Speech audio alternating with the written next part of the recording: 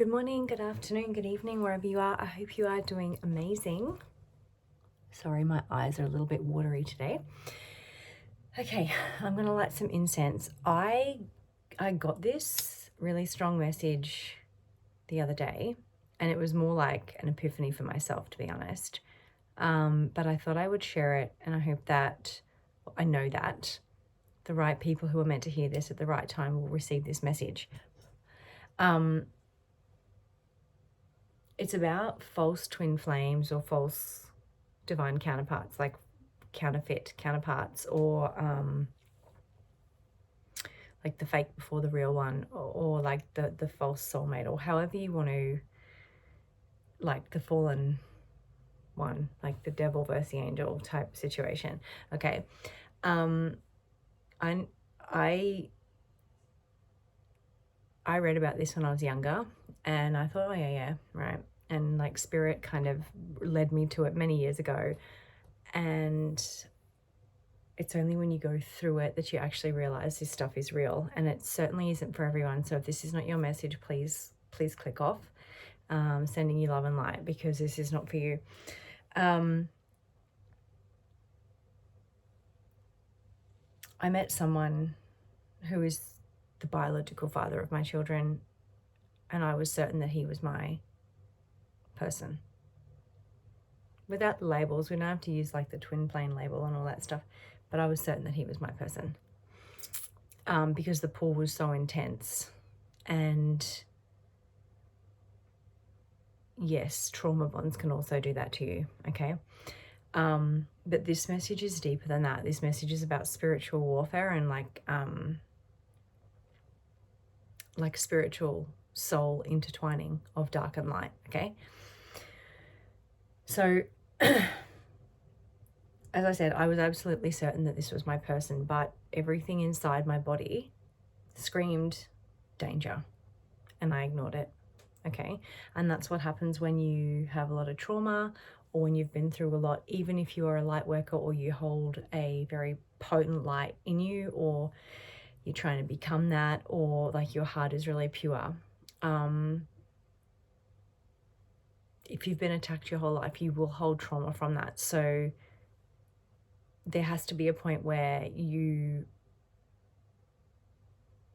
have that pain reflected back to you, not because you are that, but because you hold that because of what's happened to you, okay? So you don't attract narcissistic people because you're a narcissist. You attract them to show you where you are not free, and where you are not loving yourself, where you're giving too much, and where you don't have boundaries. Like is the kind of, in an easy nutshell, that's kind of it.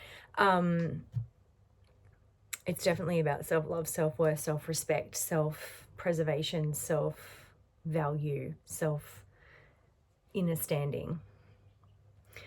But the point of this message is, yeah, I was certain that it was, and then the more healing I did, I realized absolutely is not. But I couldn't shake like the soul tie, and I didn't understand why.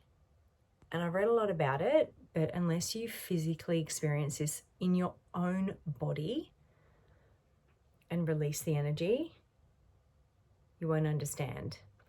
So that's why spirit takes us through years of healing, because if we tried to do it all at once and we like got all the information all at once, it would literally like send our nervous system, even though our spirit's huge and our light is huge, it would literally send our body, our nervous system, into complete shutdown or shock, right? And spiritual awakenings are already shocking enough. So if we get too much too soon, it'll literally like send us into shock, probably like into cardiac arrest. So spirit is very, very, very clever to each of us individually, because it knows the divine intelligence within us and what we are ready for or not, okay? So, and then we obviously get pushed as well, pushed beyond our limits in initiation. But so my point is, I couldn't understand why I couldn't shake the connection, even though I knew it was not for me, and it was dark, and it was all the things. I'm not going to go into it, but just heinous. But and I did so much deep healing, and I kept cutting the cords, but I couldn't understand why I kept, because I hadn't quite understood why I couldn't shake their energy. And I mean, I was still living with him at the time. I had to, but now I'm not. And it's because what happens is, in a false counterpart, twin flame, soulmate connection, the soul contract is so like intense and dark to shake you awake that there is telepathy between the two of you, right? And I was like, how can there be fucking telepathy when I'm of the light and they're of the dark? But the truth is, you need to integrate both. But us light workers, we walk a lot in the darkness, but we are of the light, right? Whereas the other is purely of the darkness, and they don't have any of their own light, which is why they attach to us. And so they try and attach their energy to us, okay?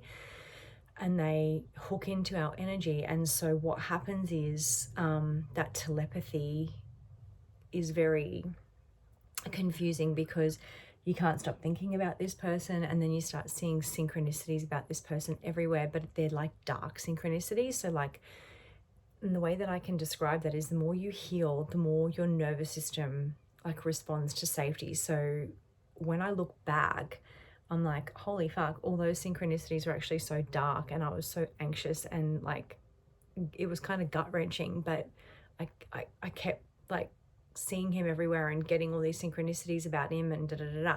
But so what can happen is, you can have telepathy with that false counterpart, and they are dark, and they are sending those thoughts to you and that energy to you, which is very, very dark and very, very siphoning.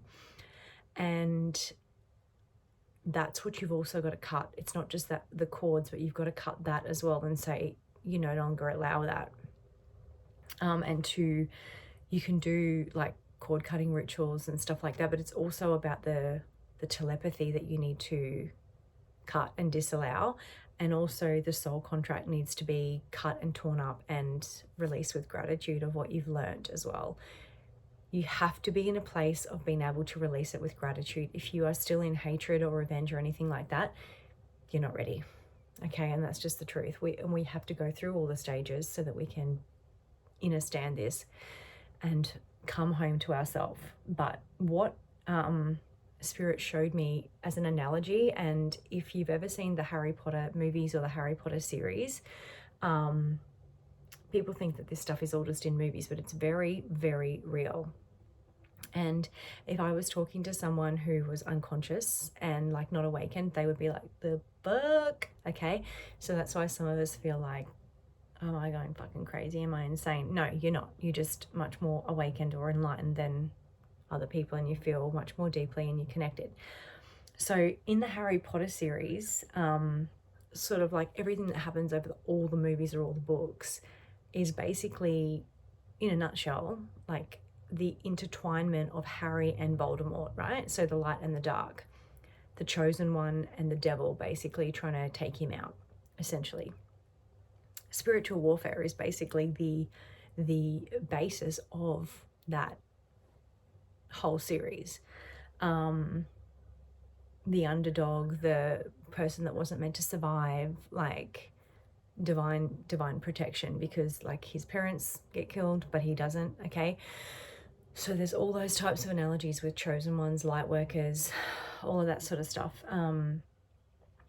But in the very, very end, where he realizes that he is a Horcrux and he has part of Voldemort like lodged within him, which is why he can always hear his thoughts, and he starts feeling really dark, depressive thoughts. It's because Voldemort is telepathically projecting energy towards him, okay, to like siphon his energy, and that's why he goes through that really dark downward spiral. Now this stuff is real. Okay, ask me about that 5 years ago, and yeah, I would have been like, yeah, I've heard of that, I've read about it, yeah. When you live it, completely different story. So you will know when your soul is ready to completely move, because you will be either moved completely out of the way by your angels, by your spirit team, by God, by divine intervention. That's the only way I can describe it, is divine intervention. Or they will be removed. But you still must cut the energetic cords, not just the cords, but the telepathy, and forbid that they can send you any projections of thoughts or energy or anything like that, and that they cannot siphon your energy. They cannot take your energy against your free will. They cannot whatever. And then you transmute that into your highest power and highest light. And the more you raise your vibration, they can't access you anyway. But they will still try, because it's spiritual warfare, because it's the devil. Okay, so be very, very mindful of this. And this is why so many of us get into these really dark relationships, and we're absolutely certain that like that person's the one, and and like initially it may seem like they tick off the boxes or whatever, but when you grow and heal, you realize that that was just a former shell of your old life, and all the old programming and societal programming and limiting beliefs and everything like that. And that's not your true self at all. And then when you come out the other side years later, however long, and you emerge as your authentic self, you're like, holy fuck, I don't even resonate with like any of that. I don't resonate with like my parents, my family, my friends, my siblings, old bosses, the matrix, like fake jobs, fake people, these relationships, like this person. That's because you were never meant to. That's because you were never meant to. But yeah, the point of this is that false counterpart, false soulmate, twin flame, like energy, telepathy is very real. And so if you are feeling those dark thoughts and you know in your body they're not yours, then you need to release them, and you need to call your energy back, and you need to cut the cords and cut the telepathy and not allow it. You can ask Metatron, who is the keeper of the Akashic records, to help you. Christiel, who holds the white flame of ascension. Raphael, Archangel Michael, of course. Your dragons, Mother Earth, transmute it. The violet flame, Zadkiel, Amethyst, Saint Germain, okay? Merlin. Use the violet flame and use the white flame. Really, really important. Kali Ma will also help you divinely sever and destroy things that are not for your highest good. And there are multiple other incredible like deities, spirits that you can pray to, whatever you resonate with. But you also need to transmute it out of your body, okay? So through the earth, through nature, and release it out of your body, physically out of your body. But yes, that stuff is very real. So if you are feeling that from them and they are thinking about you and they're projecting that to you, towards you, call your energy back and say, no thank you, return to sender, or place a seal of white light around you, or just transmute it into your highest good and just go up.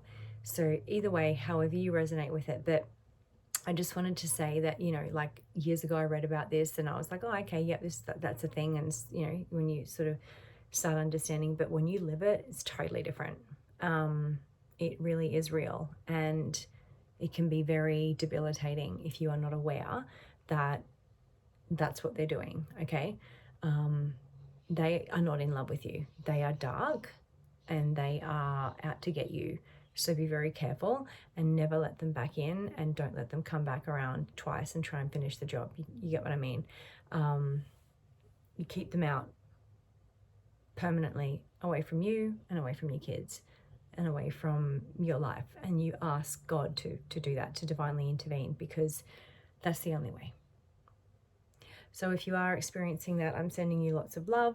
I just told you what to do, but also it's about you embodying that in yourself and understanding that and feeling that and releasing that as well. It doesn't just happen instantaneously. It's all about forgiveness. How we heal all of the heinous things that have happened to us is through forgiveness. And it is a choice that you must make to forgive. It's not instant, it's not linear, but you must choose to forgive so you can get the weight off of you and unclaim what is not yours. Unclaim the heaviness, the darkness, the emotional trauma, the trash, the projections, the wounds, the evil eye, whatever that's not yours. You unclaim it and you transmute it to be wealthier, sexier, more abundant, more amazing, more joyful, more high vibe, but also, you know, return it to source and with love, with peace. You must. That is the key. That is the key. I'm going to pull one of these cards that I'm not a tarot reader, by the way. These are joyful abundance cards. They're just really beautiful, uplifting messages. Sorry about that. So let's get one for today, just for like some upliftment and some elevation. If you are going through this, you can do this. Do not give up. Keep going. Call in your spirit team. Call in the nature spirits. Call in whatever you need to do, and do not give up. You can do this. I promise you. If I can do it, you can do it.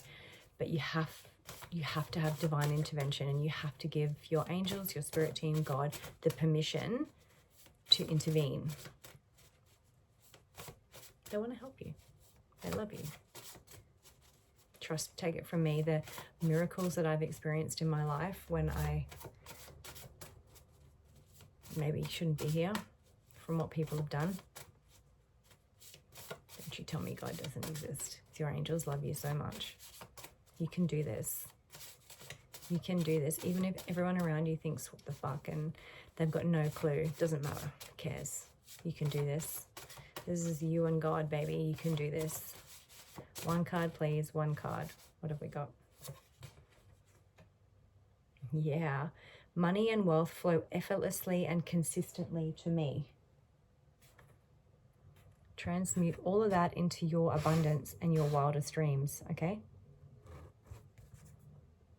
Money is just energy. Wealth isn't just money. It's a wealth of health. It's a wealth of love. It's a wealth of fulfillment. It's a wealth of opportunities. It's a wealth of doing what it is that you want to do. It's a wealth of